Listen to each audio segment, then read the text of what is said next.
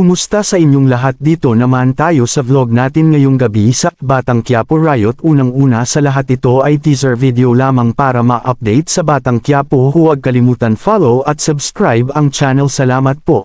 Ayon nga ay sinugod na ni Tanggol si Bong dahil hinalay ito si Bubbles ni Bong at dito ay nag-away na ang dalawa. Nagka-riot na ang mga tao sa selda nito. Dumating na rin ang mga polis ito para tumulong. Ayon ay duguan si Tanggol nito at dito pinaputukan si Bong ni Tanggol nito dahil barilan ito. Dumating ang mga polis at nagalit pa si Regger kay Tanggol. Tinuruan sila Tendeng at Noy sa mayordomo ito kung ano gagawin nito. Sabi ni Tendeng kay Noy na tiyagaan muna natin.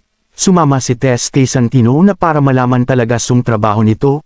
Pumunta pa ito sa gym ay para malaman ito, ngunit nakausap ni Tess ang coach nito sa kay Tess. Ayon ay galit si Don Ramon kay Edwin dahil siya ang suspect nito.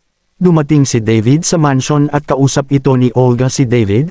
Ayon daming napatay sa handi ni Bong, at dito si Regger ay may namukhaan ito si Bubbles dahil sa hitsura nito. Abangan sa Lunes. Huwag kalimutan follow at subscribe ang channel. Salamat po.